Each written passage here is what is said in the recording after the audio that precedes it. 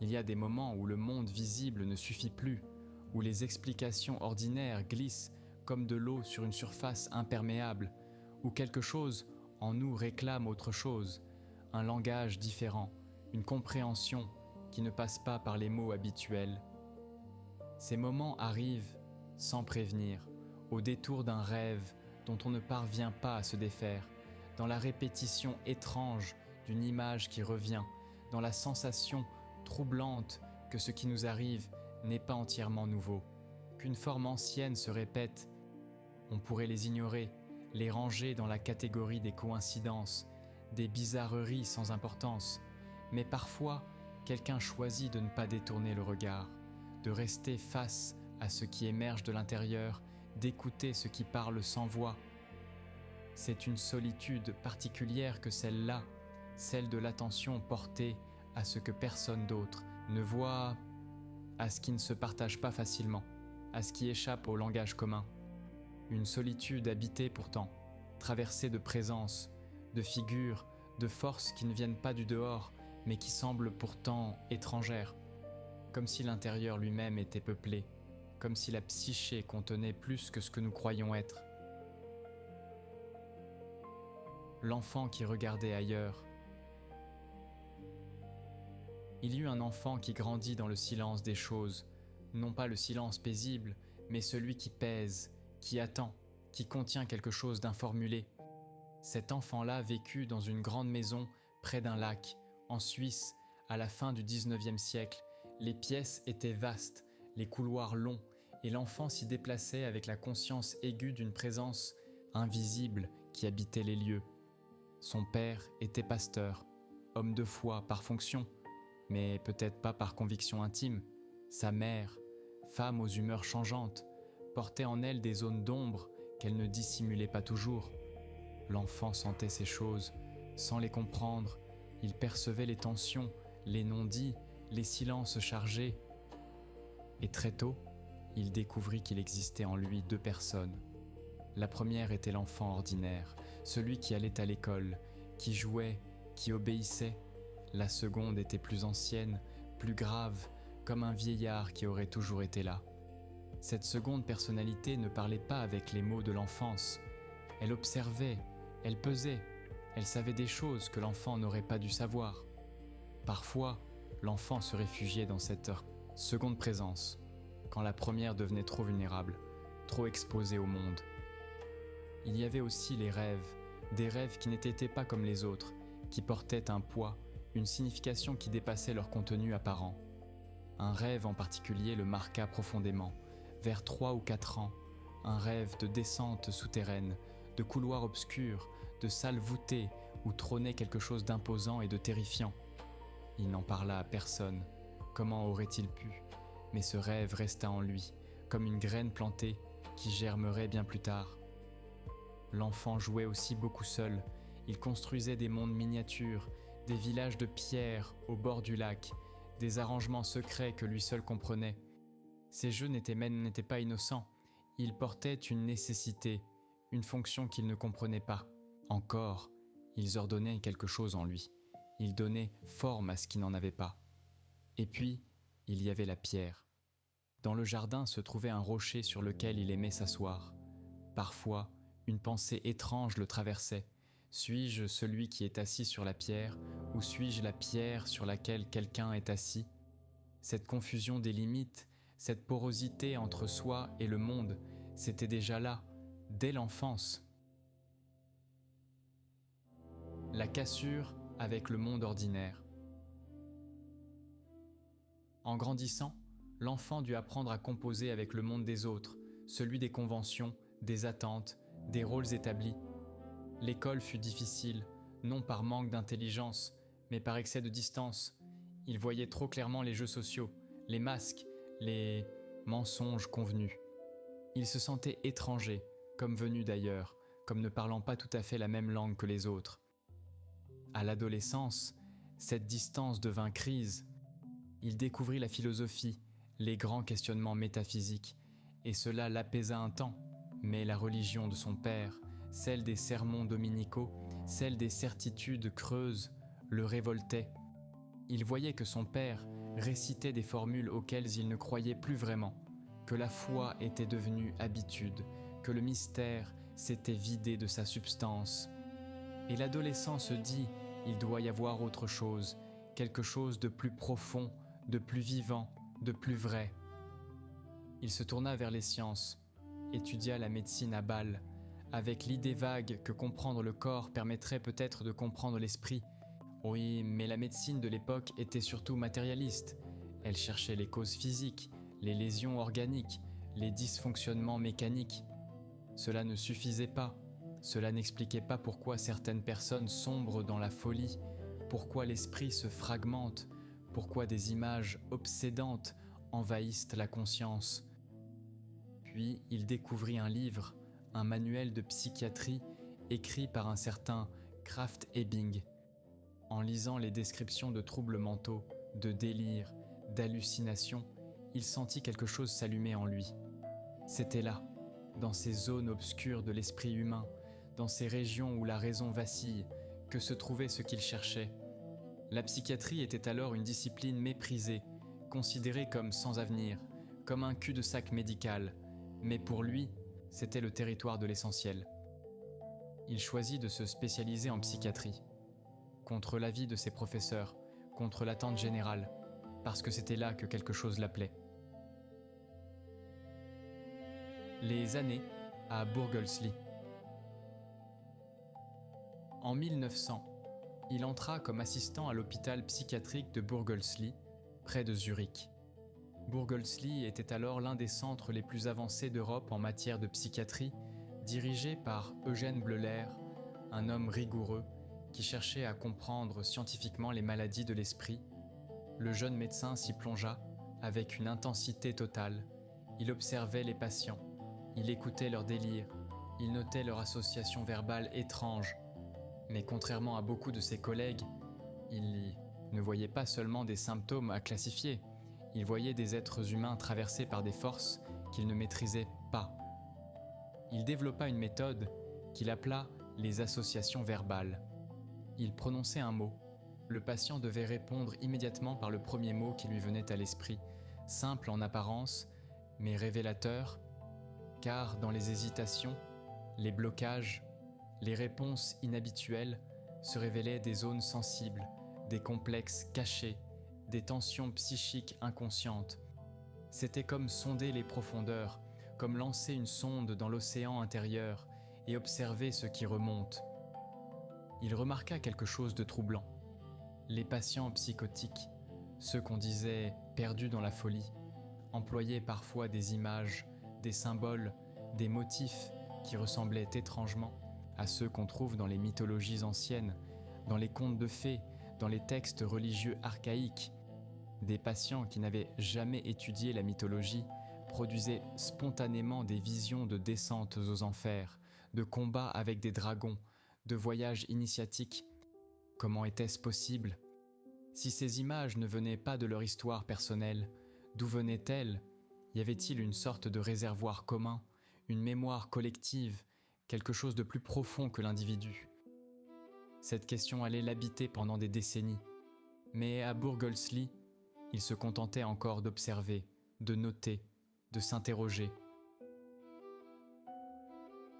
La rencontre viennoise.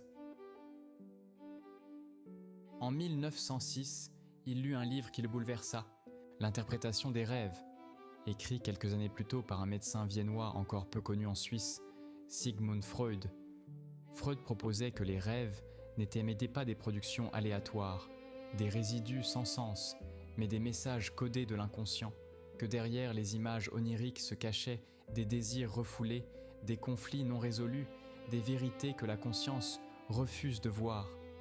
Pour le jeune psychiatre zurichois, c'était une révélation.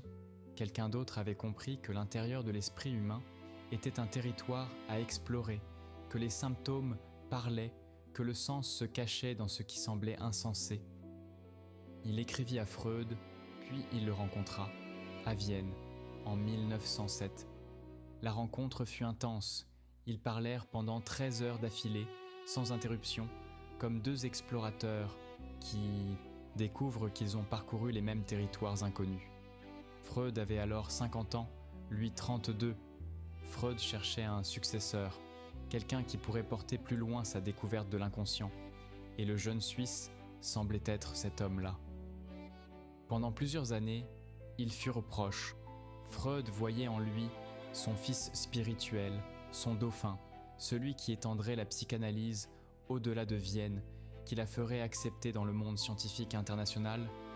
Et lui, il admirait Freud, sa rigueur, son courage intellectuel, sa capacité à explorer sans fléchir les zones les plus sombres de l'âme humaine.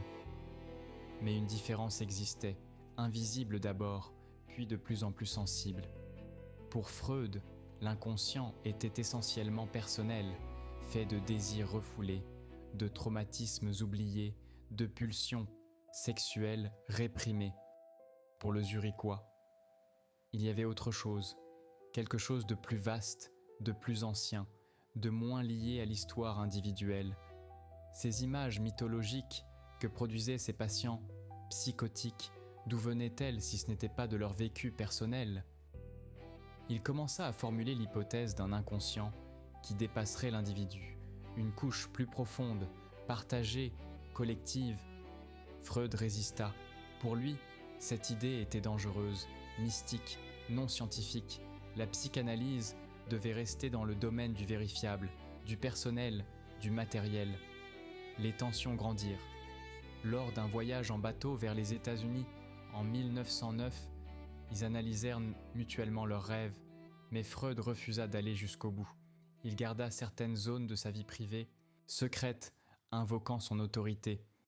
Le jeune disciple le sentit, ce refus de descendre plus profond, cette limite que Freud ne voulait pas franchir. En 1912, la rupture devint inévitable. Il publia un livre, Métamorphose et symbole de la libido, où il proposait une vision élargie de l'énergie psychique, non limitée à la sexualité. Freud y vit une trahison, un retour à des conceptions pré-scientifiques. Les échanges devinrent acrimonieux, puis cessèrent complètement. La rupture avec Freud fut douloureuse.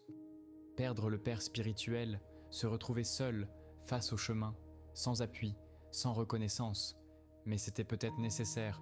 Pour aller là où il devait aller, il fallait quitter les sentiers tracés. La descente.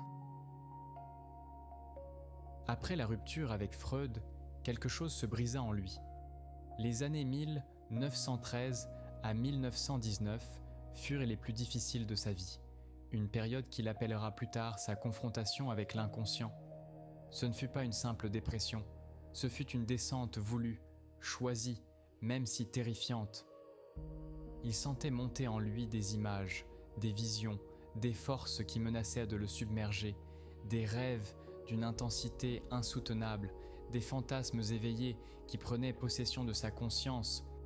Il aurait pu les réprimer, les ignorer, se réfugier dans le travail, mais il fit le choix inverse.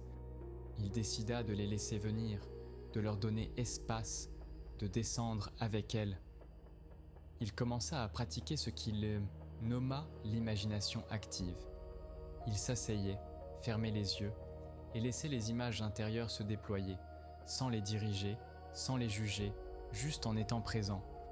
Des figures apparaissaient, des personnages qui semblaient avoir leur propre vie, leur propre volonté. Un vieillard qu'il nomma Philémon, qui lui parlait, qui semblait détenir un savoir qu'il n'avait pas consciemment.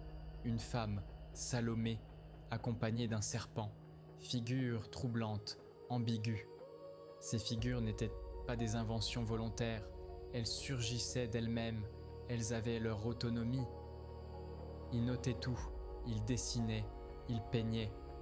Des mandalas surtout, ces formes circulaires, ces motifs symétriques qui semblaient ordonner le chaos intérieur.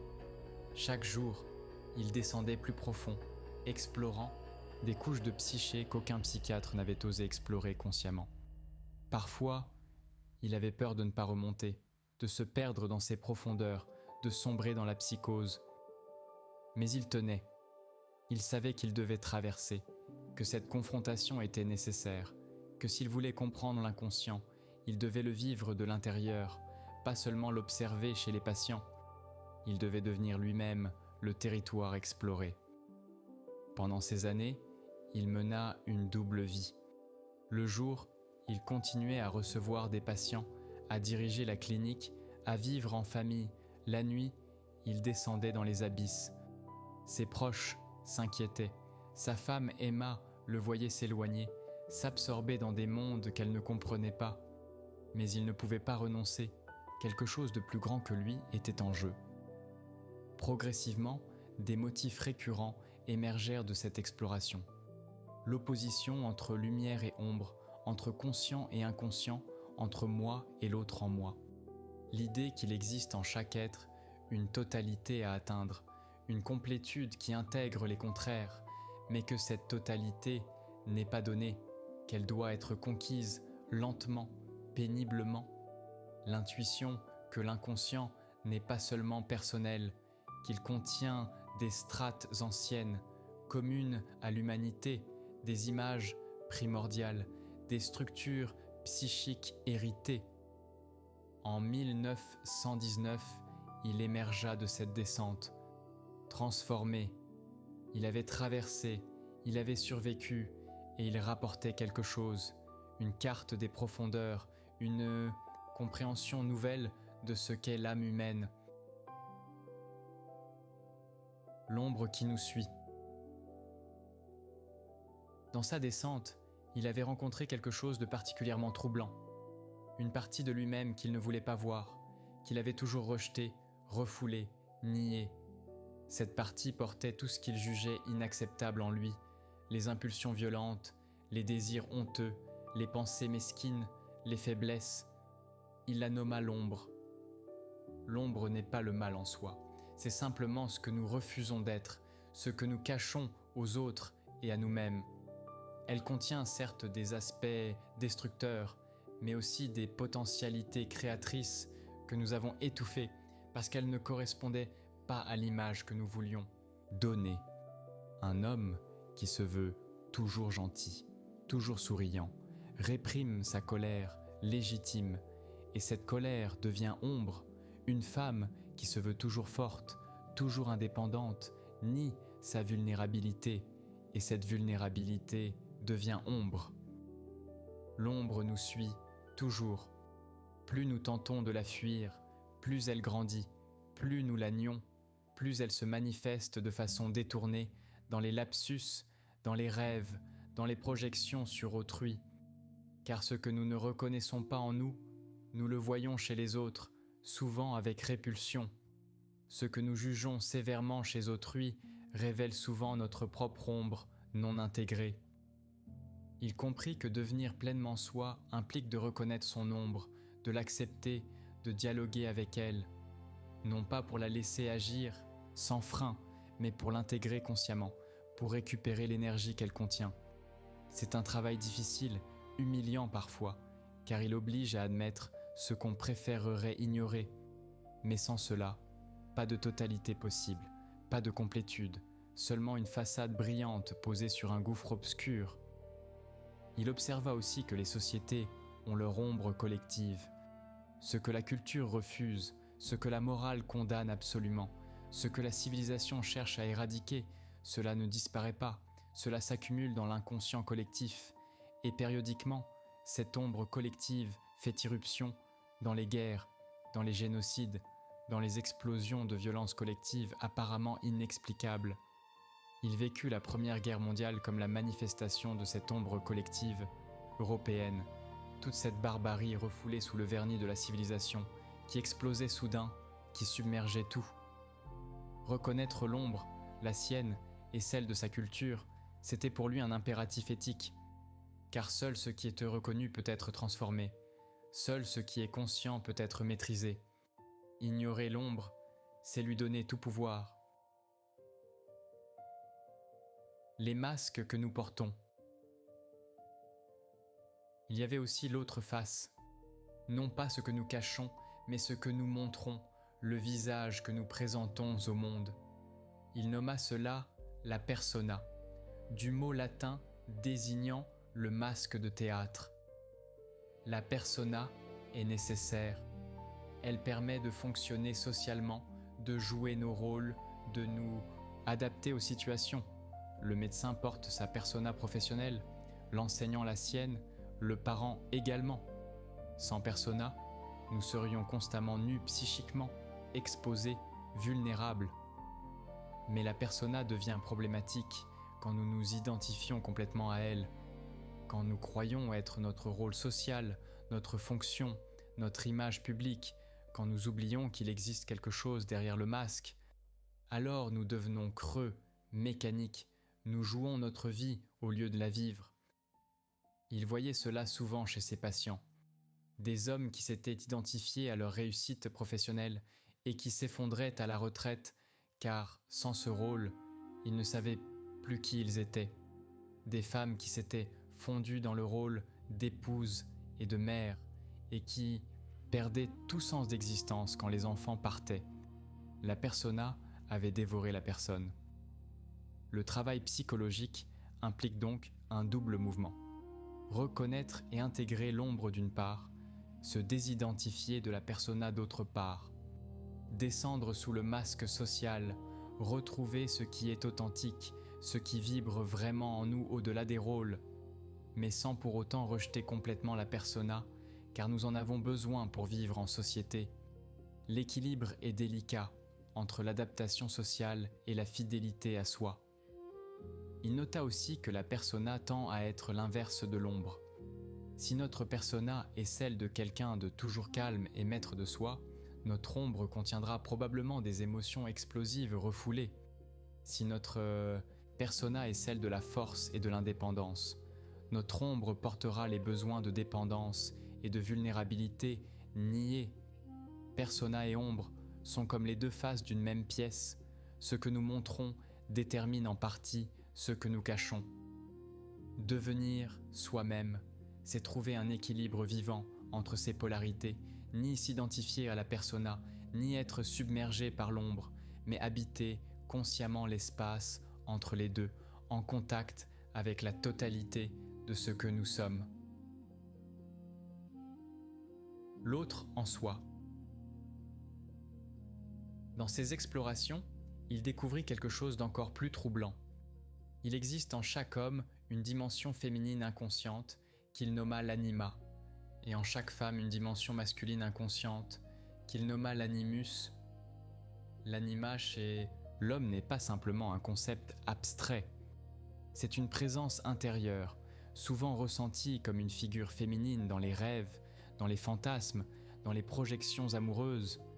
Elle porte les qualités que l'homme a refoulées parce qu'elles ne correspondaient pas à l'idéal masculin de sa culture.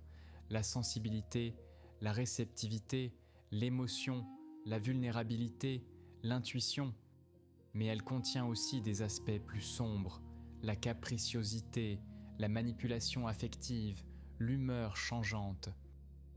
L'animus, chez la femme, joue un rôle similaire, mais inverse.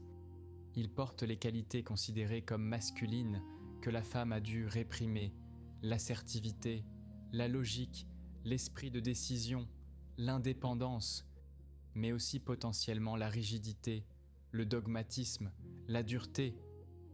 Ces figures intérieures ont tendance à être projetées sur les personnes du sexe opposé. L'homme projette son anima sur les femmes qui l'attirent, et ce qu'il voit en elles n'est souvent qu'un reflet de sa propre féminité inconsciente. La femme projette son animus sur les hommes, voyant en eux ce qu'elle ne reconnaît pas comme sien. C'est pourquoi l'amour est si souvent aveugle, et pourquoi la déception suit si fréquemment, quand la projection se dissipe et que l'autre apparaît tel qu'il est vraiment. Le travail psychologique consiste à retirer ces projections, à reconnaître que ce que nous cherchons chez l'autre existe déjà en nous, mais de façon inconsciente. L'homme qui se sent incomplet sans une femme, qui cherche chez elle la complétude, doit en réalité intégrer sa propre anima. La femme qui s'appuie toujours sur un homme pour la force et la direction doit reconnaître son propre animus. Cela ne signifie pas renoncer aux relations, mais les vivre différemment, non plus dans le besoin compulsif de complétude, mais dans la rencontre de deux totalités. deux êtres qui ont chacun intégré leur polarité interne, et qui peuvent donc se rencontrer librement, sans fusion, sans projection, dans une altérité respectée. Il nota aussi que l'anima et l'animus évoluent. L'anima peut d'abord apparaître sous forme d'une figure séductrice, puis d'une muse inspiratrice, puis d'une guide spirituelle, et enfin d'une sagesse profonde. L'animus peut commencer comme une force brutale, puis devenir capacité d'action, puis esprit de conviction, et finalement sens spirituel. L'intégration progressive de ces figures intérieures fait partie du chemin vers la totalité. Le centre invisible. Au cœur de toutes ces explorations, une intuition centrale émergea progressivement. L'idée qu'il existe en chaque être un centre organisateur, un principe d'unification, quelque chose qui tend vers la totalité. Il nomma cela le soi. Le soi n'est pas le moi conscient, ce petit centre de notre expérience quotidienne, ce « je » qui pense et décide. Le soi est infiniment plus vaste, c'est la totalité de la psyché, consciente et inconsciente réunies, personnelle et collective. Le moi est comme une petite île de conscience flottant sur l'océan du soi. Le soi n'est pas quelque chose que nous construisons, il est déjà là, depuis toujours, comme une virtualité, comme une graine qui contient tout ce que l'arbre deviendra.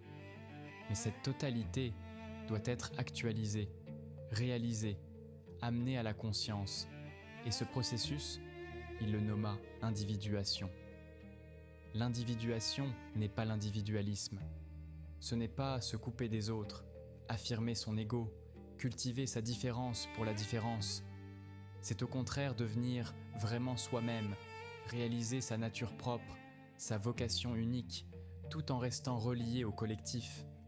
C'est un paradoxe, plus on devient pleinement soi, plus on retrouve l'universel, car au fond de soi résident les structures communes à toute l'humanité. Le processus d'individuation traverse des étapes. D'abord la confrontation avec l'ombre, accepter et intégrer ce que nous avons refoulé, puis la désidentification de la persona, se libérer de la fusion avec nos rôles sociaux. Ensuite l'intégration de l'anima ou de l'animus, reconnaître et assimiler les aspects du sexe opposé en nous. Et finalement, la relation au soi, ce centre mystérieux qui dépasse et englobe le moi. Cette relation au soi ne peut jamais être complètement achevée. C'est un processus qui dure toute la vie, et même au-delà peut-être. Le soi reste toujours partiellement inconnu, partiellement inaccessible, comme un horizon qui recule à mesure qu'on avance. Mais le simple fait de s'orienter vers lui, de tendre vers cette totalité, transforme déjà l'existence. Il observa que dans les rêves, le soi apparaît souvent sous forme de symbole de totalité. Le cercle, le carré, la croix, le mandala, des formes géométriques simples mais chargées de sens, qui expriment l'ordre, l'harmonie, l'équilibre des contraires, ou bien des figures lumineuses et des images du divin, Christ, Bouddha, une lumière aveuglante, un vieil homme sage, car le soi a quelque chose de sacré, il touche au mystère de ce que nous sommes vraiment, au-delà de toutes nos identifications partielles. Certains confondent le soi avec Dieu. Lui-même hésita sur cette question toute sa vie. Il disait « Je ne peux pas savoir si le soi est Dieu ou si Dieu est une image du soi. Ce qui est certain, c'est que dans l'expérience humaine, le soi et l'image de Dieu se recouvrent largement. L'expérience du soi est une expérience du sacré, du lumineux, de quelque chose qui dépasse infiniment le moi et pourtant réside au plus profond de soi. Mais atteindre le soi, ou plutôt être touché par lui, n'est pas un état de béatitude permanente. C'est souvent une expérience difficile, déchirante même, car le soi exige la transformation totale, il ne se contente pas d'ajustements superficiels. Il demande que tout soit remis en question, que toutes les certitudes s'effondrent, que l'ego meurt symboliquement pour renaître transformé. C'est pourquoi tant de traditions spirituelles parlent de la nuit obscure de l'âme, de la mort initiatique, de la descente aux enfers avant la résurrection. Le soi n'est pas doux, il est impératif, exigeant, impitoyable parfois dans sa poussée vers la réalisation. Mais c'est lui qui donne sens à l'existence, qui fait qu'une vie est vraiment vécue et non pas simplement subie. Les rêves qui nous parlent.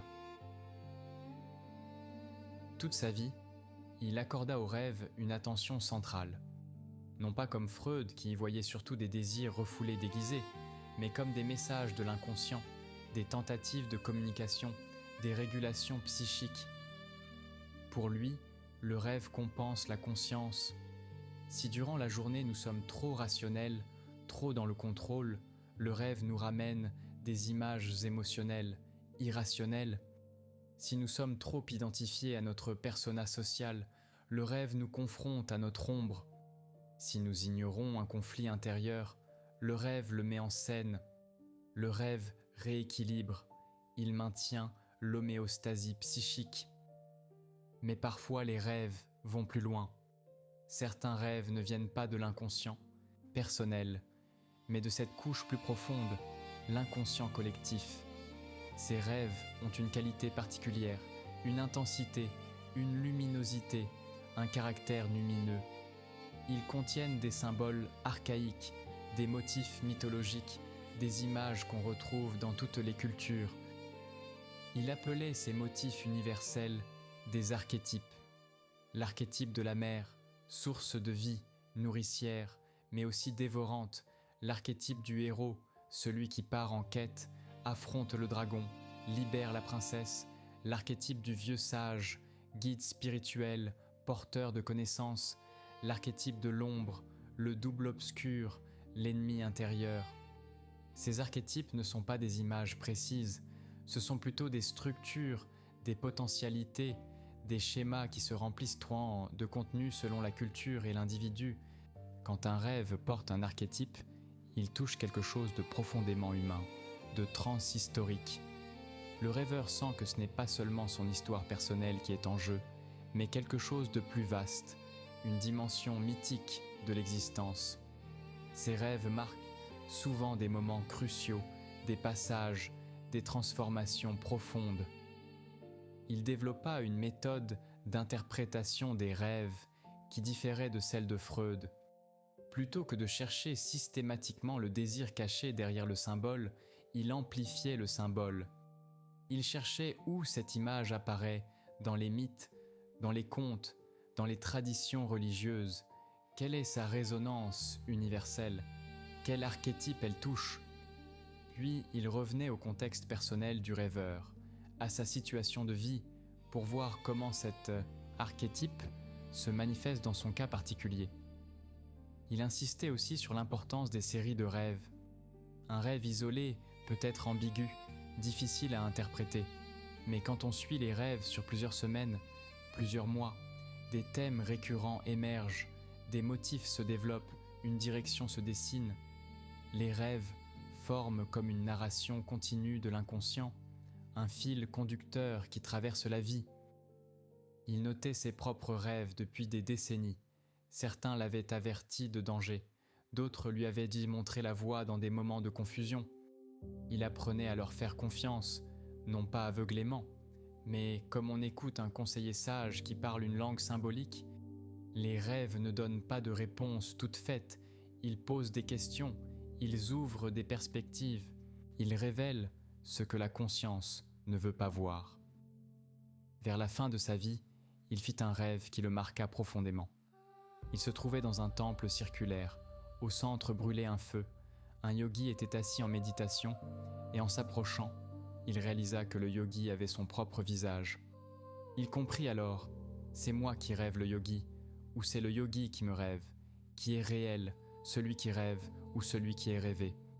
Ce rêve exprimait quelque chose d'essentiel, la question de la réalité ultime, de ce qui est vraiment réel au-delà des apparences. Les rêves, disait-il, sont la voix de la nature en nous, la nature qui cherche à nous guider, à nous rééquilibrer, à nous ramener à notre vérité profonde. Les ignorer, c'est se couper d'une source de sagesse, c'est vivre à moitié. Les écouter, c'est s'ouvrir à une dimension plus vaste de l'existence. Les symboles vivants. Il passa une grande partie de sa vie à étudier les symboles, non pas comme des signes qu'on décode, mais comme des réalités vivantes qui portent un sens irréductible. Pour lui, un symbole n'est pas une simple représentation. Ce n'est pas comme un panneau de signalisation qui pointe vers quelque chose d'autre. Le symbole est, il porte en lui une réalité qui ne peut être exprimée autrement. C'est pourquoi les symboles religieux, les images mythologiques, les motifs archétypiques ont une telle puissance. Ils touchent quelque chose en nous que la raison seule ne peut atteindre. Un symbole vivant contient toujours une polarité, une tension. Il réunit des contraires. Il maintient ensemble ce qui semble incompatible. La croix, verticale et horizontale, ciel et terre, esprit et matière, le yin-yang, lumière et ombre, féminin et masculin, tournant l'un dans l'autre, l'ouroboros, le serpent qui se mord la queue, début et fin, mort et renaissance en un seul mouvement. Ces symboles ne résolvent pas la tension, ils la maintiennent, ils nous permettent de la supporter, de vivre avec elle sans la fuir. Mais quand un symbole perd sa vitalité, quand il devient simple convention, signe mort, il ne porte plus rien. C'est ce qui arrive souvent aux symboles religieux dans les sociétés modernes. La croix devient bijou décoratif, l'Eucharistie devient rituel vide, les paroles sacrées deviennent formules récitées mécaniquement. Le symbole a besoin de notre participation psychique pour rester vivant. Il a besoin qu'on le ressente, qu'on soit touché par lui, qu'il nous transforme. Il observa que notre époque souffre d'une perte de symboles vivants. La science a démystifié le monde, réduit les phénomènes à des mécanismes, enlevé le sacré du cosmos. Les grandes religions ont perdu leur pouvoir transformateur pour beaucoup. Elles sont devenues institutions sociales, systèmes moraux, mais ne touchent plus le centre vivant de l'âme. Et sans symbole qui nous relie au mystère, sans image qui porte le sens, nous sommes laissés face au vide, à l'absurde, au nihilisme. C'est pourquoi il s'intéressait tant aux traditions anciennes, à l'alchimie, au gnosticisme, aux mythologies de tous les peuples, non par nostalgie du passé, mais parce que ces traditions conservaient des symboles vivants, des images qui portaient encore la charge du sacré. Il cherchait à comprendre comment ces symboles fonctionnaient psychologiquement, quelles transformations ils opéraient dans l'âme humaine. L'alchimie particulièrement le fascinait.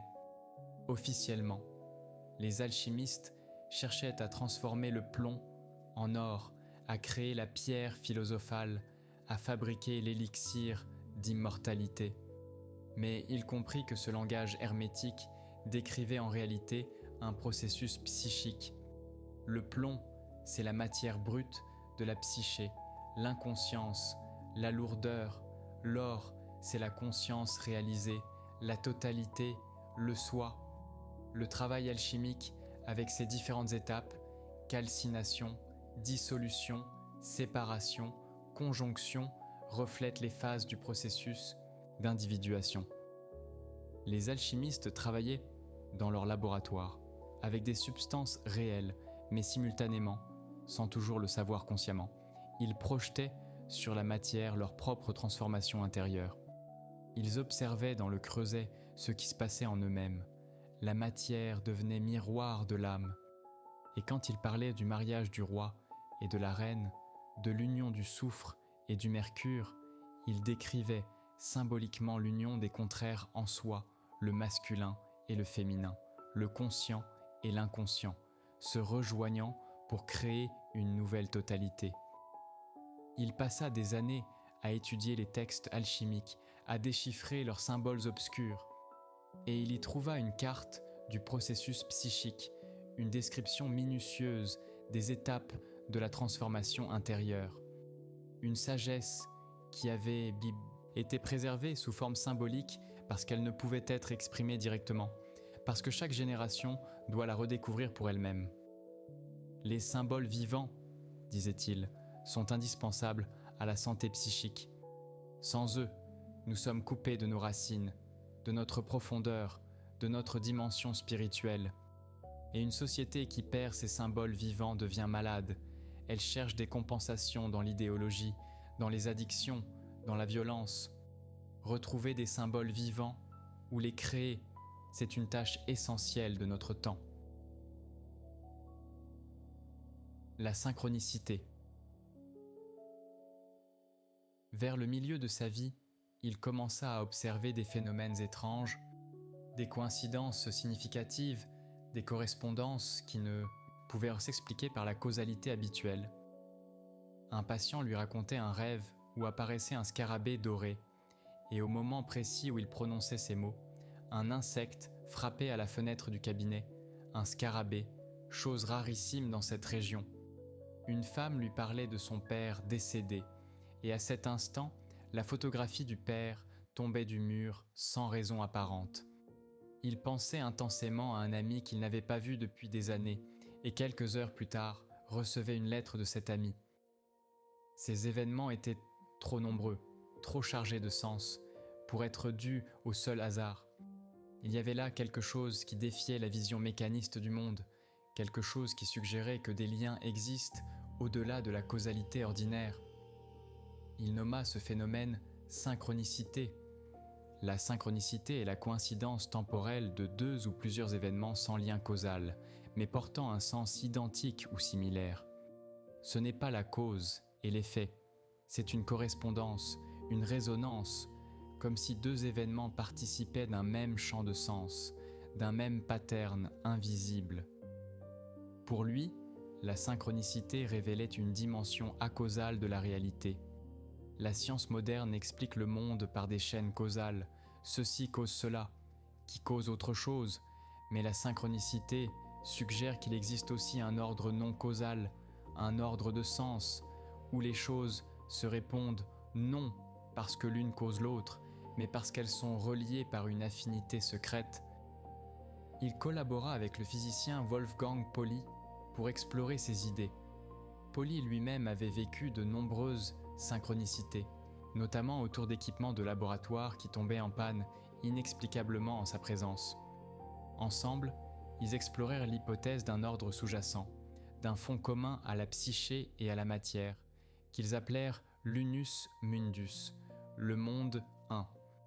À ce niveau profond, psyché et matière ne seraient pas séparées, elles seraient deux aspects d'une même réalité, et la synchronicité serait la manifestation, le symptôme de cette unité cachée.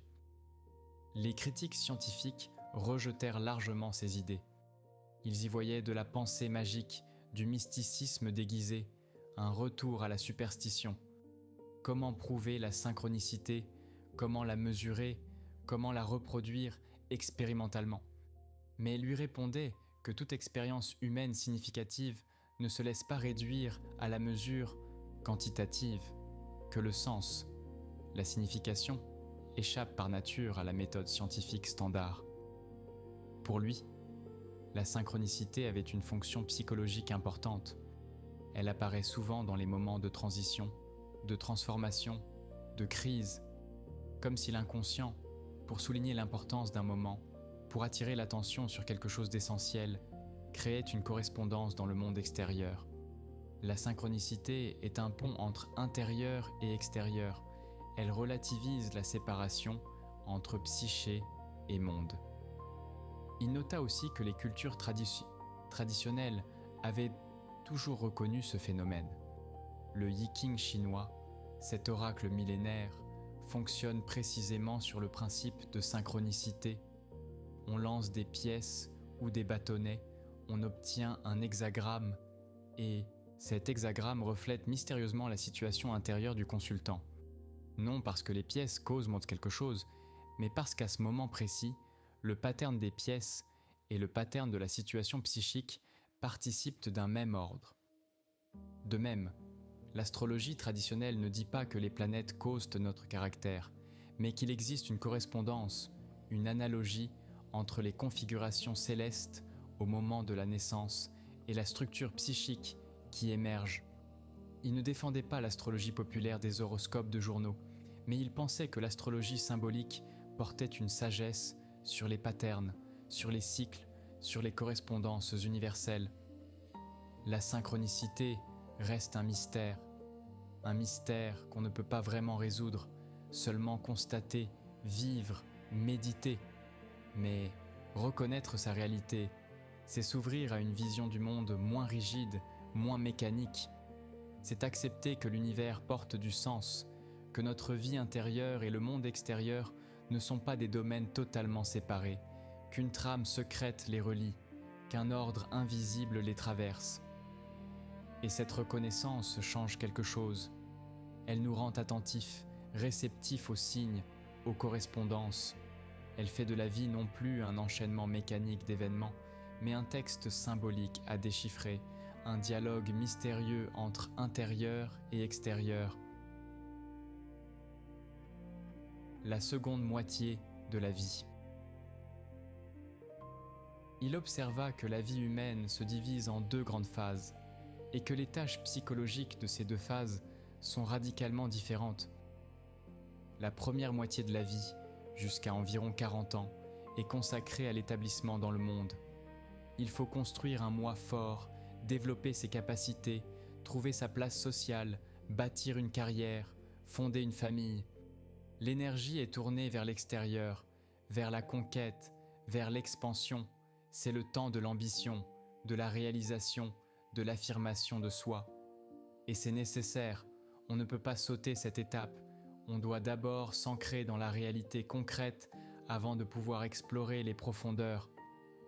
Mais vers le milieu de la vie, souvent entre 35 et 45 ans, une crise survient. Ce qui fonctionnait avant ne fonctionne plus. Les buts qui animaient, les valeurs qui guidaient, soudain semblent vides, creux, insuffisants. La réussite professionnelle ne suffit plus, la famille établie ne comble pas. Les plaisirs habituels laissent un goût amer. Une question monte, est-ce que c'est tout ? Est-ce que c'est cela la vie ? Cette crise du milieu de la vie est souvent vécue comme une catastrophe. Dépression, sentiment d'échec, remise en question totale, parfois rupture brutale, divorce, changement de carrière radicaux. Mais pour lui, cette crise est en réalité une opportunité. C'est l'appel de la seconde moitié de la vie, qui réclame ses droits, qui demande à être vécu différemment. La seconde moitié de la vie ne peut pas être une simple continuation de la première.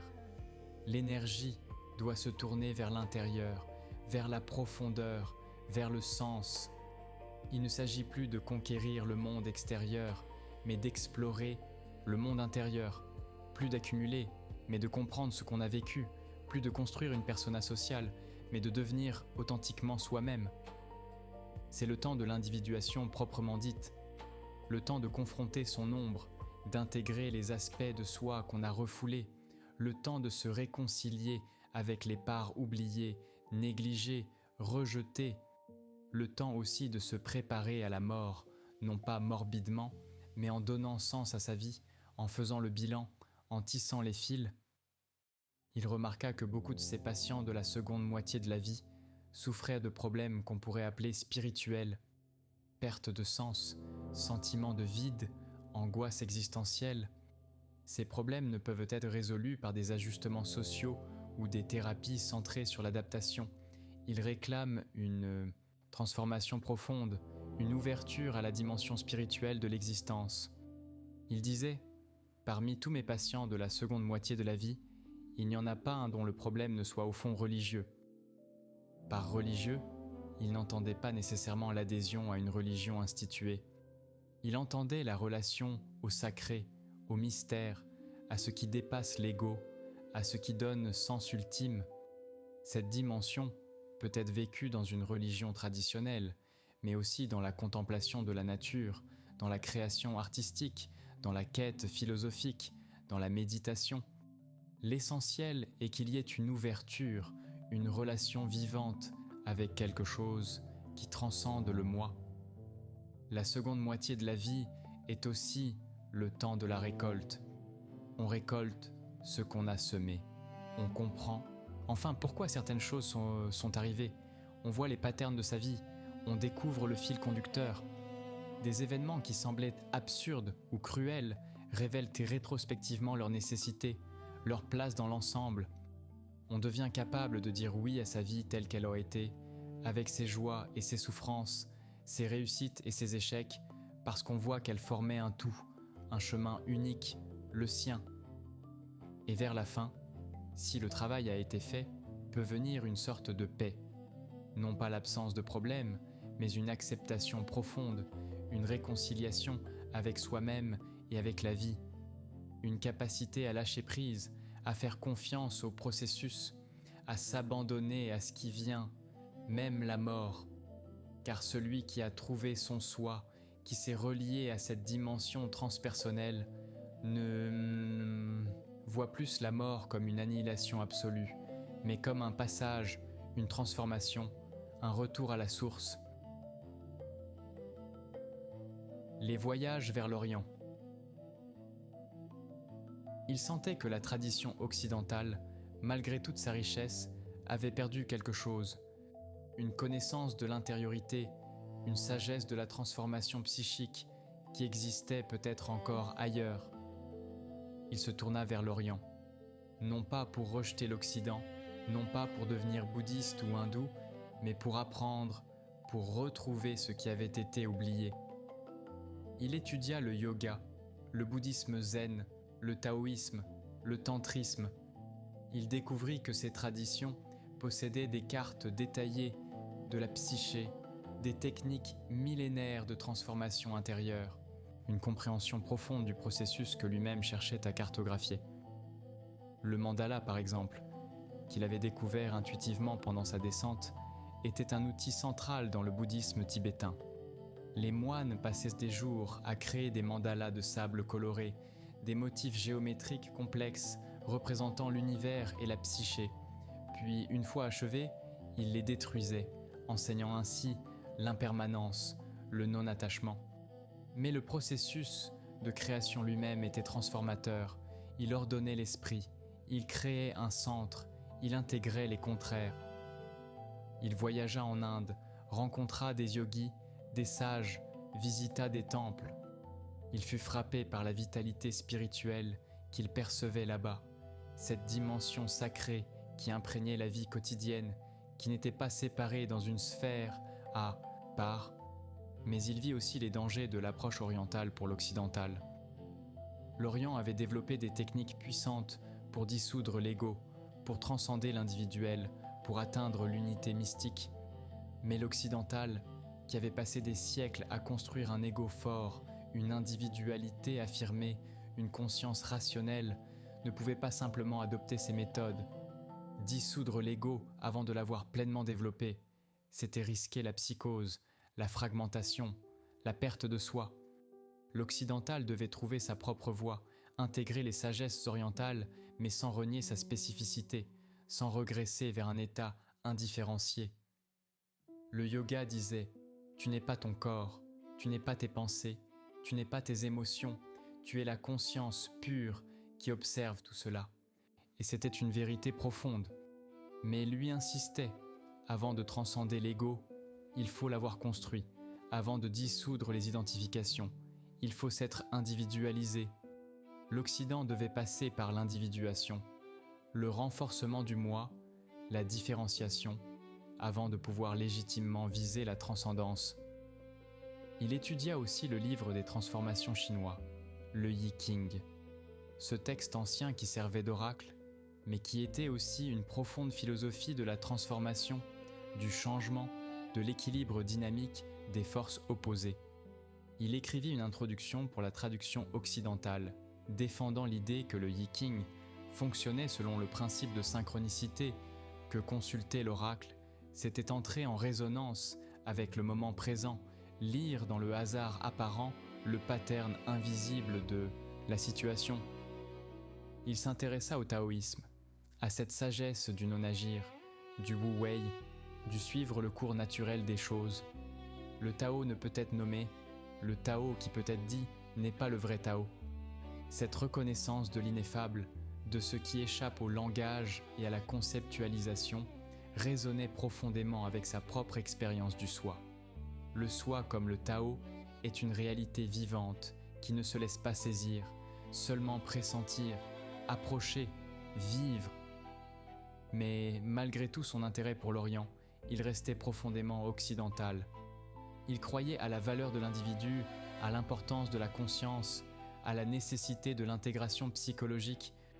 Il ne cherchait pas la dissolution mystique dans l'un, mais la réalisation de la totalité individuelle. Sa voie était celle de l'individuation, pas celle de l'extinction du soi dans l'absolu. Il disait « L'Occident doit trouver son propre yoga, sa propre voie de transformation, une voie qui honore l'individu tout en le reliant au transpersonnel, qui cultive la conscience tout en reconnaissant l'inconscient, qui intègre les contraires au lieu de les transcender. » Et c'est ce qu'il tentait de faire, créer une psychologie qui soit un yoga occidental, une voie de transformation adaptée à l'âme européenne moderne. L'alchimie de l'âme. Pendant des années, il plongea dans les textes alchimiques médiévaux et de la Renaissance, des manuscrits obscurs remplis de symboles étranges, de formules hermétiques, de descriptions de processus chimiques qui semblaient absurdes. La plupart des historiens considéraient l'alchimie comme une proto-chimie erronée, une tentative primitive de science avant l'avènement de la méthode expérimentale rigoureuse. Mais lui y voyait autre chose, une projection, un miroir de l'âme. Les alchimistes parlaient de la materia prima, la matière première, chaotique, noire, vile. C'était la psyché à l'état brut, l'inconscience, la confusion intérieure, le plomb de l'âme. Il parlait de la nigredo, l'œuvre au noir, la phase de dissolution, de putréfaction, de mort. C'était la descente dans l'ombre, la confrontation avec ce qui a été refoulé, la mort de l'ego. Puis venait l'albédo, l'œuvre au blanc, la purification, la clarification, l'émergence d'une conscience nouvelle, plus pure, débarrassée des scories. Et enfin, la rubédo, l'œuvre au rouge, la réalisation finale, l'union des contraires, la création de la pierre philosophale. C'était le soi, la totalité réalisée, l'or spirituel. Les alchimistes parlaient du mariage chimique, des noces du roi et de la reine, du soleil et de la lune, du soufre et du mercure. C'était l'union du masculin et du féminin intérieur, de l'animus et de l'anima, du conscient et de l'inconscient. De cette union naissait l'enfant philosophal, l'être nouveau, transformé, complet. Il comprit que les alchimistes ne mentaient pas quand ils disaient « chercher à transformer le plomb en or ». Ils le cherchaient vraiment, dans leur laboratoire, avec leurs corps nus et leurs fourneaux. Mais simultanément, inconsciemment pour la plupart, ils vivaient un processus de transformation psychique. La matière extérieure servait de support à la projection de leur propre processus intérieur. Ils voyaient dans le creuset ce qui se passait en eux-mêmes, sans pouvoir le dire autrement qu'en termes chimiques. L'alchimie était donc une psychologie inconsciente d'elle-même, une description symbolique de l'individuation. Et c'est pourquoi elle parlait si puissamment à quiconque s'engageait dans ce même processus. Il découvrit aussi que les symboles alchimiques étaient les mêmes que ceux qui apparaissaient dans les rêves de ses patients. Des patients qui n'avaient jamais étudié l'alchimie, qui n'en avaient jamais entendu parler, rêvaient de dissolution, de purification, de mariage sacré, d'enfants miraculeux. C'était la confirmation de l'existence d'un inconscient collectif d'archétypes communs qui se manifestaient spontanément.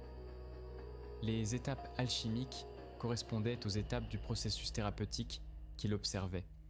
D'abord la confession, la reconnaissance de l'ombre, l'œuvre au noir, ensuite l'élucidation, la compréhension, la prise de distance, l'œuvre au blanc, puis l'éducation, le développement conscient de nouvelles attitudes, et enfin la transformation, l'émergence d'une nouvelle totalité, l'œuvre au rouge. Mais l'alchimie lui enseigna aussi quelque chose d'important sur le temps. Les alchimistes insistaient sur la patience, sur la lenteur nécessaire du processus.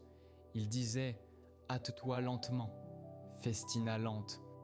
La transformation ne peut être forcée, elle suit son propre rythme organique.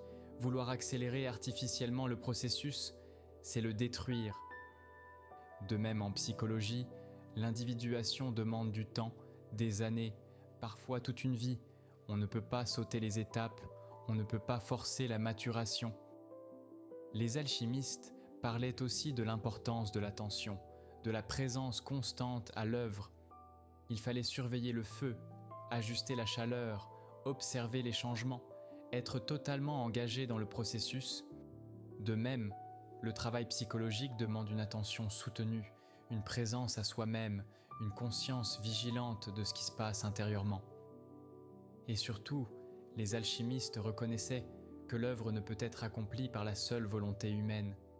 Il fallait attendre l'aide divine, la grâce, l'intervention du mystère. L'alchimiste préparait, purifiait, mélangeait, chauffait, mais la transformation finale était un dôme, pas un accomplissement. De même, on ne peut pas se transformer soi-même par la seule volonté. On peut créer les conditions, être disponible, faire le travail préparatoire, mais la transformation véritable vient d'une source plus profonde, du soi, de l'inconscient, du mystère. L'alchimie lui offrit donc un langage symbolique riche pour parler de l'individuation, un langage qui respecte le mystère, qui n'explique pas tout, qui laisse de la place à l'ineffable. Et jusqu'à la fin de sa vie, il continua à méditer sur ces textes anciens, y trouvant toujours de nouvelles profondeurs, de nouvelles résonances avec son expérience de l'âme humaine. Bollingen, la pierre parlante.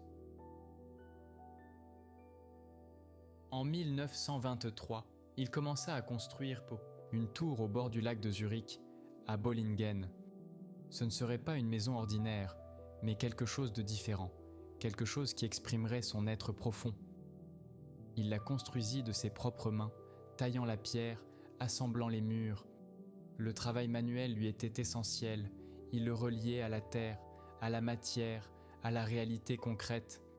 Après tant d'années passées dans les abstractions, dans les profondeurs de la psyché, il avait besoin de toucher la pierre, de sentir son poids, de la transformer physiquement. La tour grandit progressivement, par étapes, sur plusieurs décennies. D'abord une tour ronde primitive, comme une tour médiévale, un refuge, puis il ajouta une annexe, puis une autre tour, une cour, des extensions.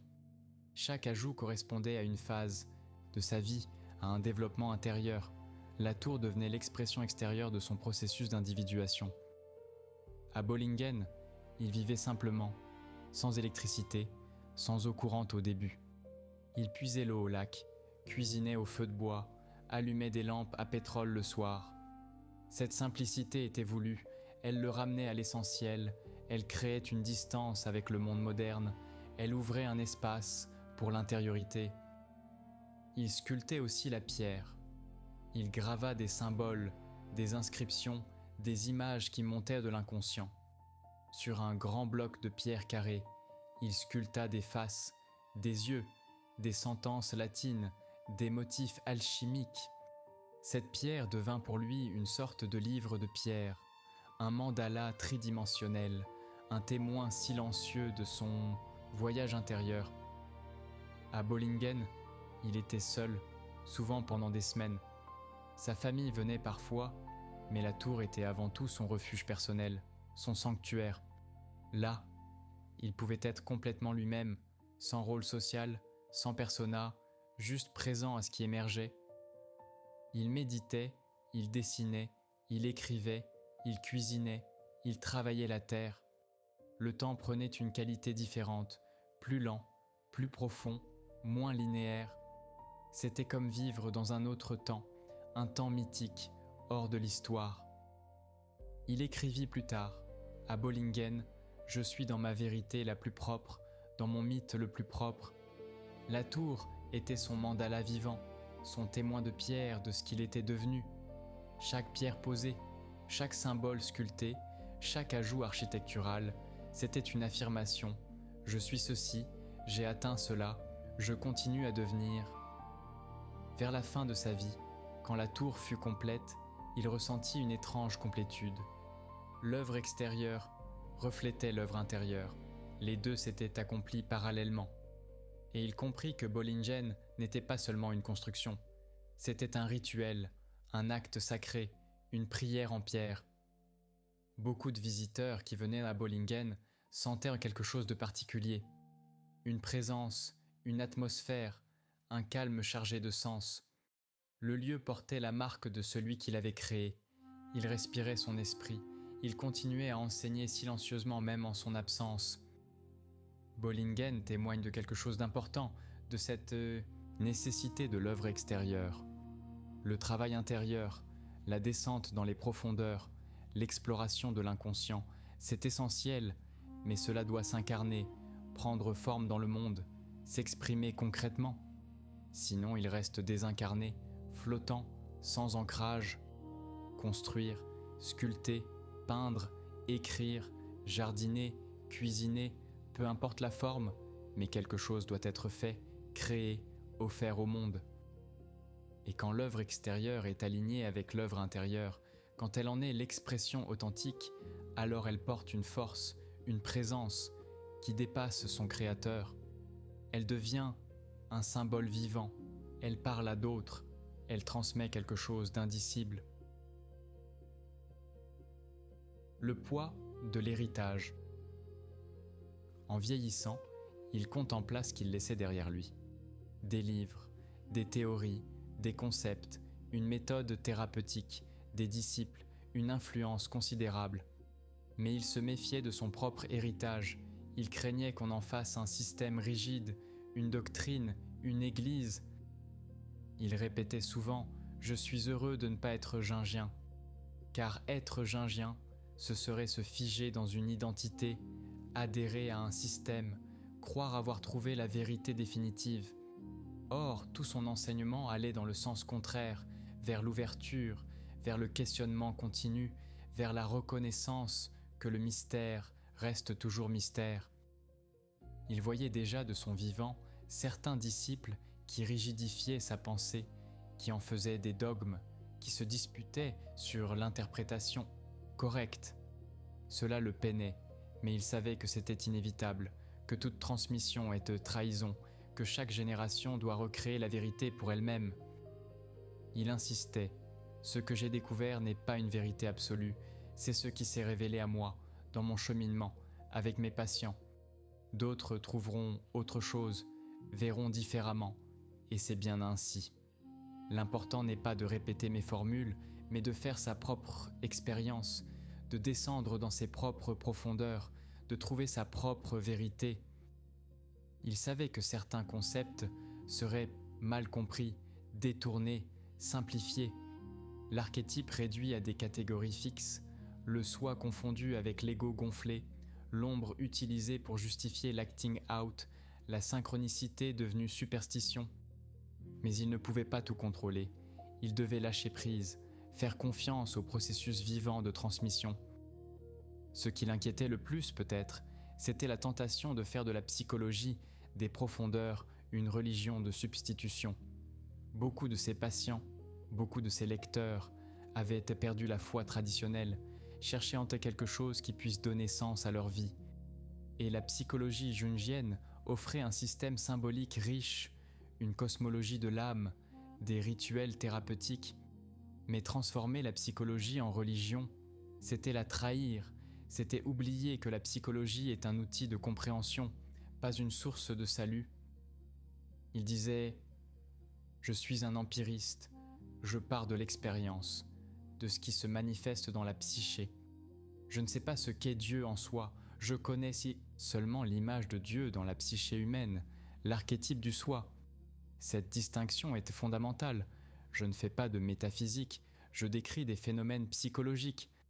Mais bien sûr, cette distinction était subtile, et beaucoup la perdaient que de vue, projetant sur la psychologie des attentes religieuses qu'elle ne pouvait satisfaire. Il s'interrogeait aussi sur l'utilisation de ces idées. Pendant le nazisme, certains nazis s'étaient réclamés de concepts qu'il avait développés, notamment l'inconscient collectif, pour justifier des théories raciales. C'était un détournement complet, une perversion de sa pensée, mais cela montrait à quel point les idées peuvent être manipulées. Il avait été accusé d'antisémitisme, de sympathie nazie, des accusations injustes, mais qui le marquèrent profondément. Ces expériences le rendirent prudent, conscient que ces concepts pouvaient être utilisés à des fins qu'il n'approuvait pas. Mais il refusait pour autant de se taire, de ne pas explorer certains territoires par peur du malentendu. La vérité psychologique devait être poursuivie même si elle était inconfortable, même si elle pouvait être mal comprise. Vers la fin de sa vie, il écrivit un texte étrange, mystérieux, qu'il ne publia pas de son vivant, le livre rouge, un manuscrit enluminé où il avait consigné ses visions, ses dialogues avec les figures intérieures, son expérience de la confrontation avec l'inconscient. Pendant longtemps, ce livre resta secret, dans un coffre inaccessible. Il hésitait à le publier, craignant qu'on le prenne pour un fou, qu'on ne comprenne pas. Ce n'est que des décennies après sa mort que le livre rouge fut enfin publié, révélant la source personnelle de toute son œuvre, le voyage intérieur d'où tout était parti. Et quand on le lit, on comprend mieux. On voit l'homme derrière les théories. On touche l'expérience vécue derrière les concepts. C'est là son véritable héritage peut-être, non pas les formulations théoriques, mais le témoignage d'un voyage, l'exemple d'une vie consacrée à l'exploration des profondeurs, une invitation à faire de même, à descendre dans ses propres abysses, à affronter ses propres démons, à chercher sa propre totalité. Les dernières années. Dans les dernières années de sa vie, il continua à travailler, à écrire, à recevoir quelques patients. Mais l'essentiel de son énergie se tournait vers l'intérieur, vers la préparation à la mort. Il avait vécu une crise cardiaque grave en 1944, une expérience de mort imminente qui l'avait profondément marqué. Durant cette période, alité entre vie et mort, il avait eu des visions d'une intensité extraordinaire. Il se voyait flottant dans l'espace cosmique, contemplant la Terre de loin, une petite sphère bleue dans l'immensité. Il voyait un temple de pierre, illuminé, où il devait entrer, où toutes les questions auraient enfin une réponse. Mais au moment d'y pénétrer, on l'avait rappelé, il avait dû revenir, redescendre dans son corps, dans la vie. Cette expérience changea quelque chose en lui. La peur de la mort disparut. Il savait maintenant ce qui attendait, ou du moins, il avait entrevu. Et la vie elle-même prit une qualité différente, plus légère, plus détachée, comme si une partie de lui était déjà ailleurs. Il s'intéressa de plus en plus aux phénomènes liés à la mort, aux expériences de patients mourants, aux visions en fin de vie. Il remarqua que l'inconscient ne semble pas connaître la mort, que les rêves continuent à produire des images de vie, de transformation, de continuation. Comme si la psyché ne pouvait concevoir sa propre fin, comme si quelque chose en elle était éternel, ou du moins transindividuel.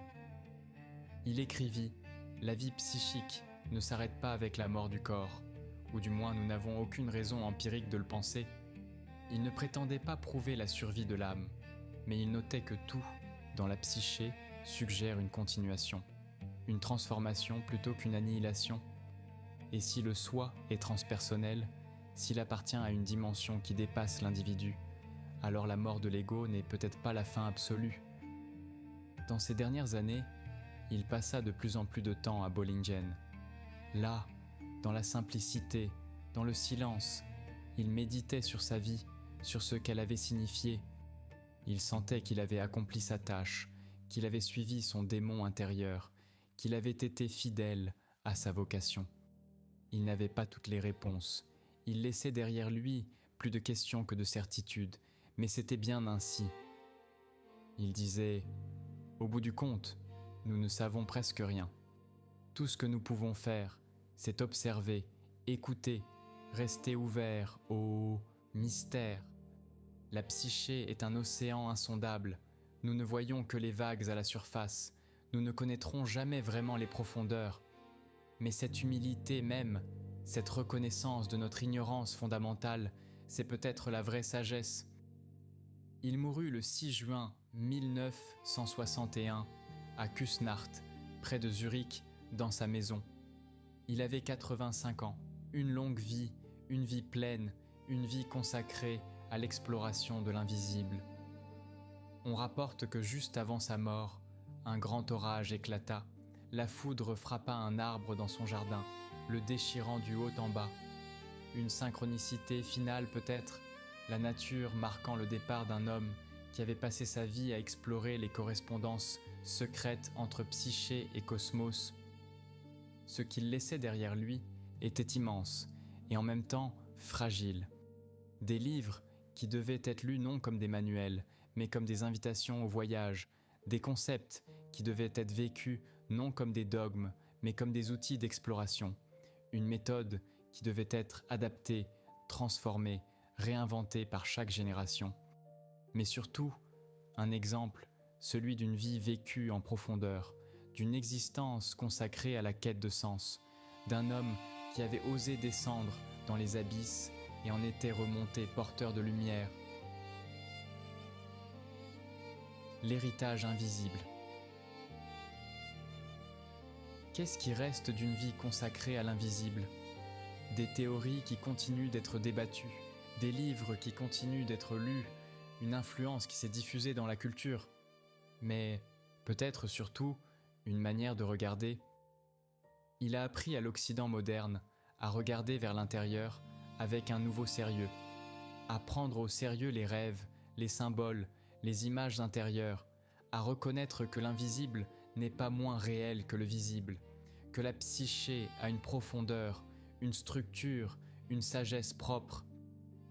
Il a redonné dignité à l'expérience religieuse sans exiger l'adhésion à une doctrine. Il a montré qu'on peut honorer le sacré, vivre une dimension spirituelle, sans renoncer à la raison, sans nier la psychologie, que le mythe et le logos ne sont pas ennemis, qu'ils sont deux langages complémentaires pour dire la vérité humaine. Il a rappelé l'importance de l'individuation, du devenir soi-même, dans une époque de massification, de conformisme, de dissolution de l'individu dans le collectif.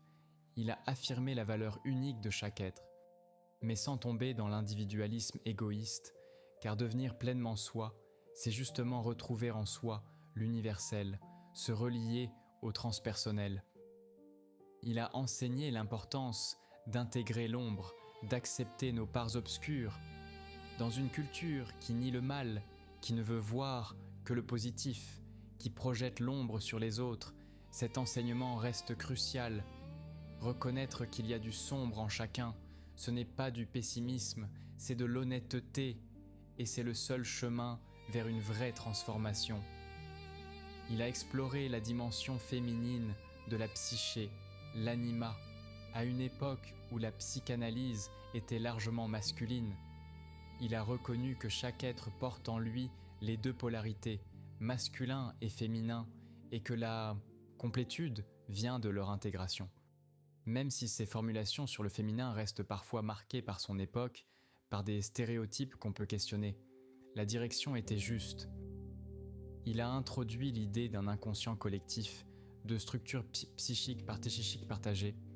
Cette idée reste controversée, difficile à prouver scientifiquement, mais elle rend compte d'une expérience, celle des images universelles, des thèmes qui traversent toutes les cultures, des résonances mystérieuses entre des mythes de peuples qui ne se sont jamais rencontrés. Que cette universalité soit due à un héritage psychique ou à des structures cérébrales communes, ou à autre chose encore, la question reste ouverte, mais le phénomène lui-même est réel. Il a ouvert un dialogue entre l'Occident et l'Orient. Il a montré qu'on peut apprendre des sagesses orientales sans les singer, qu'on peut s'enrichir de leurs pratiques sans perdre sa spécificité occidentale. Et il a rappelé à l'Occident qu'il possède sa propre tradition mystique, dans l'alchimie, dans le gnosticisme, dans la mystique chrétienne, qu'il avait en partie oubliée. Il a exploré la synchronicité, ces coïncidences porteuses de sens, qui défient la causalité ordinaire. Là encore, phénomène réel, explication incertaine, mais l'attention à ces moments, cette ouverture au mystère, cette reconnaissance que le monde porte du sens, transforme le rapport à l'existence. Surtout peut-être, il a témoigné d'un courage, le courage de descendre dans les profondeurs, d'affronter l'inconscient, de rester face à ce qui monte de l'ombre, le courage de penser par soi-même, de suivre sa propre voie, même quand elle s'écarte des chemins tracés, le courage d'être vulnérable, de reconnaître qu'on ne sait pas, qu'on explore, qu'on tâtonne. Et ce courage-là, cette fidélité à l'appel intérieur, c'est peut-être l'héritage le plus précieux, car les théories vieillissent, les concepts évoluent, mais l'exemple d'une vie vécue en profondeur reste inspirant. Il y a quelque chose d'ironique dans le fait qu'un homme qui a passé sa vie à explorer l'invisible, l'intérieur, le psychique et laissé une empreinte si visible dans la culture. Ses idées ont influencé la psychologie, mais aussi la littérature, le cinéma, l'art, la spiritualité contemporaine. On parle couramment d'archétypes, d'introversion et extraversion, de synchronicité, même sans toujours savoir d'où viennent ces concepts. Ils sont entrés dans le langage commun, dans la façon dont nous pensons la psyché, dans notre imaginaire collectif. Mais au-delà de cette influence culturelle visible, il y a quelque chose de plus subtil. Pour ceux qui ont vraiment lu ces livres, qui se sont engagés dans le travail qu'ils proposent, quelque chose change. On commence à rêver différemment, ou plutôt à regarder ses rêves différemment.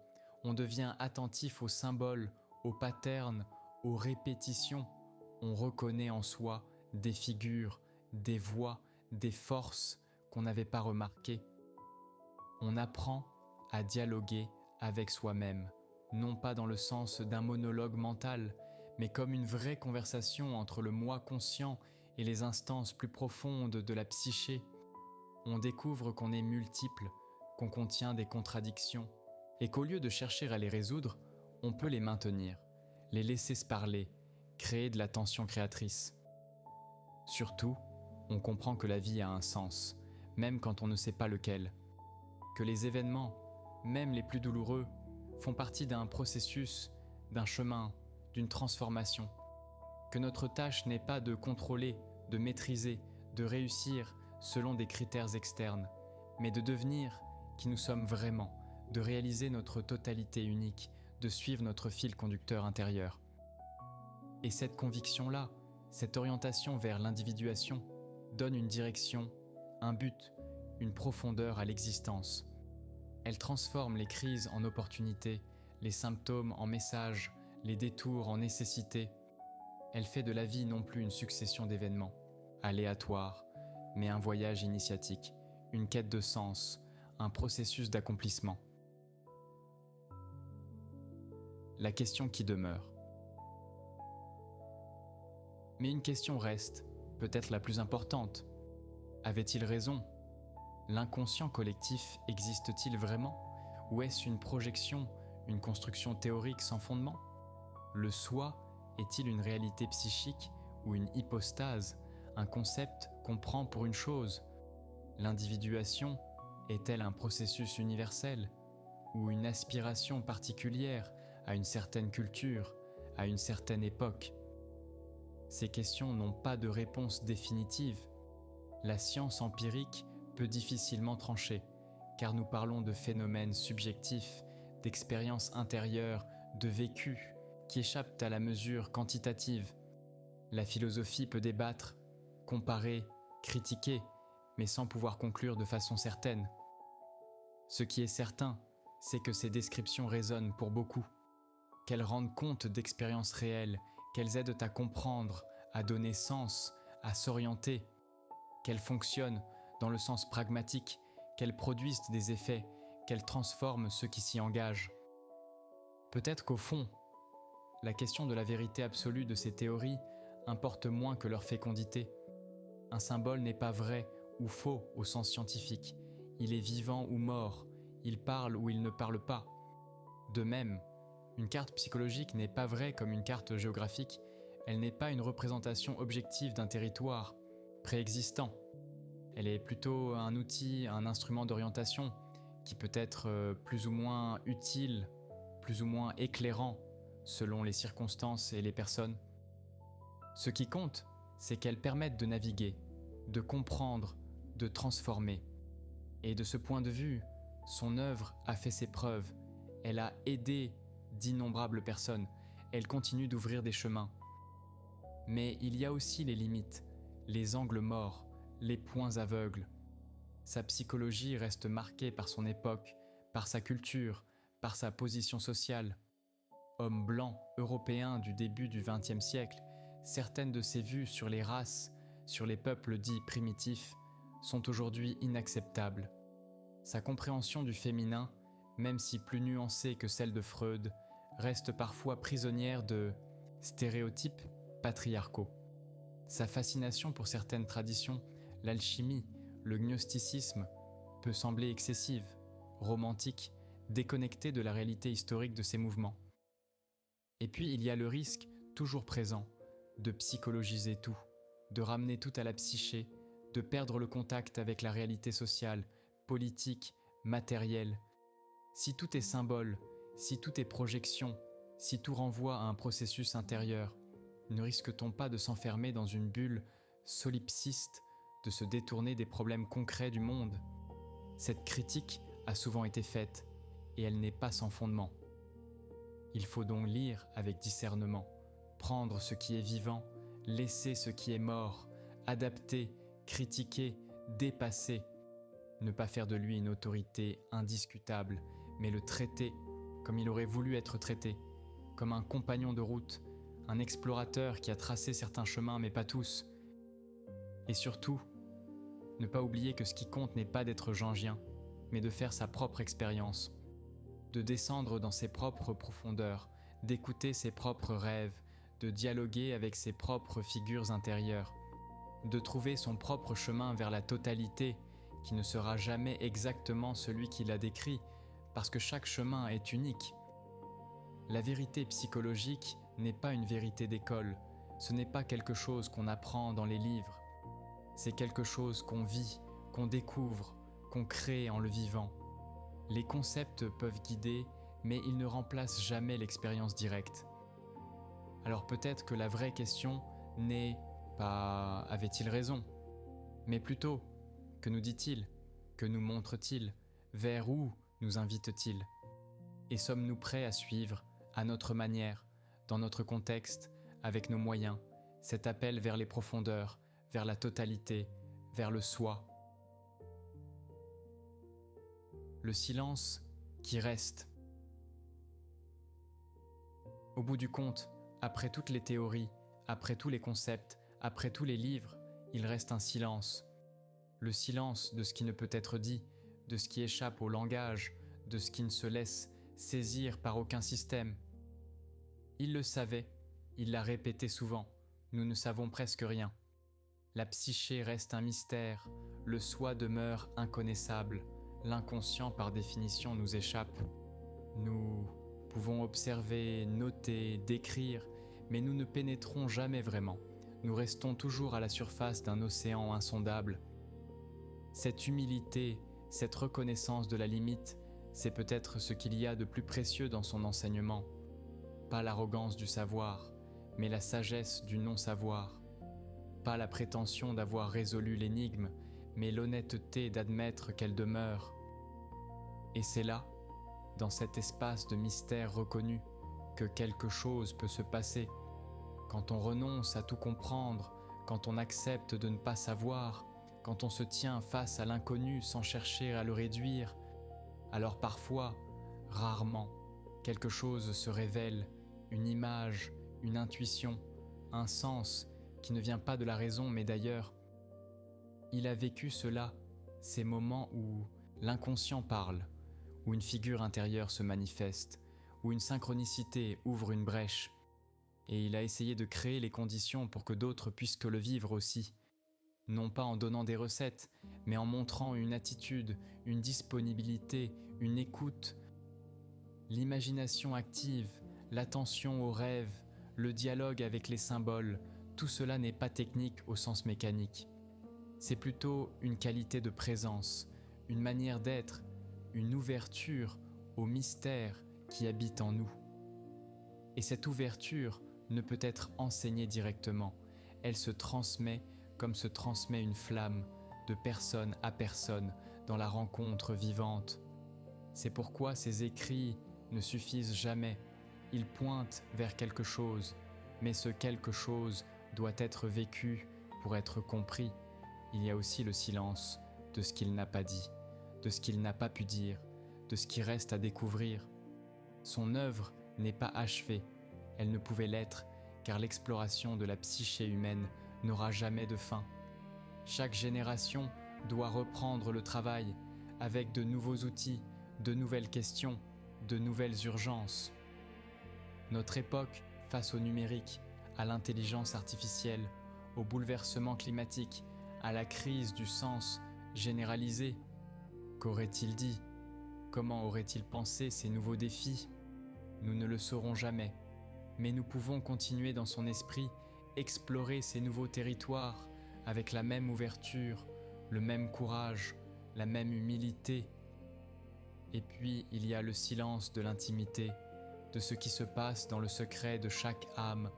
Quand quelqu'un lit ses livres, quand une phrase résonne soudain, quand une image intérieure se met en mouvement, cela ne fait pas de bruit, cela ne se mesure pas, mais c'est là que se passe l'essentiel.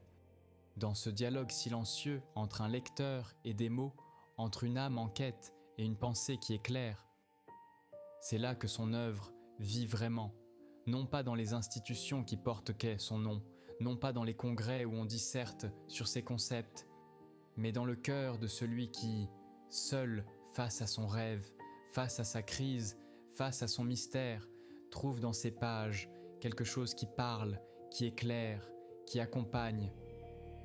Et ce silence-là, ce travail invisible, cette transformation intérieure qui ne se voit pas, c'est peut-être la vraie continuation de ce qu'il a commencé, pas dans la répétition de ses formules, mais dans la reprise vivante de sa quête. Alors laissons le silence, acceptons de ne pas tout comprendre, reconnaissons que le mystère demeure. Et peut-être que dans ce silence, si nous écoutons vraiment, quelque chose parlera. Non pas sa voix, mais la nôtre, ou plutôt cette voix plus profonde qui parle en nous quand nous nous taisons. La voix du soi, du centre invisible, de ce qui sait en nous ce que nous ne savons pas. Et c'était là son invitation ultime, écouter cette voix, lui faire confiance, la suivre même quand elle nous mène dans l'inconnu. Car c'est elle qui guide vers la totalité, vers l'accomplissement, vers ce que nous sommes vraiment. Le reste n'est que préparation, que mise en condition, que déblayage du chemin. Mais le chemin lui-même, chacun doit le parcourir seul, dans son silence intérieur, face à son propre mystère. Laissez maintenant ces pensées vous accompagner doucement. L'image d'un homme qui a osé descendre dans les profondeurs, qui a affronté l'inconnu en lui-même, qui a ramené des cartes pour ceux qui suivraient, mais qui savait que chaque carte est provisoire, que chaque chemin est unique, que le mystère reste toujours mystère. Peut-être que dans vos propres rêves, cette nuit, des figures se manifesteront, des images monteront. Accueillez-les sans jugement, laissez-les parler, écoutez ce qu'elles ont à dire, car elles viennent de cette même source profonde, de cet inconscient qui nous dépasse et nous habite. Et demain, peut-être que vous regarderez votre vie un peu différemment, avec plus d'attention aux coïncidences, aux symboles, aux patterns qui se répètent, avec plus de compassion pour votre ombre, pour vos parts obscures, pour ce que vous préféreriez ne pas voir, avec plus de confiance dans le processus, dans ce mouvement lent vers la totalité, même quand le chemin semble obscur. Car au fond, c'est cela qu'il nous a transmis, non pas des réponses, mais une manière de questionner, une façon d'être présent au mystère de l'existence, une invitation à devenir pleinement soi-même, ce soi qui n'est pas l'ego, mais quelque chose de plus vaste, de plus profond, de plus vrai. Dormez paisiblement, entouré par les images qui habitent votre nuit, accompagné par cette présence invisible qui cherche à se manifester.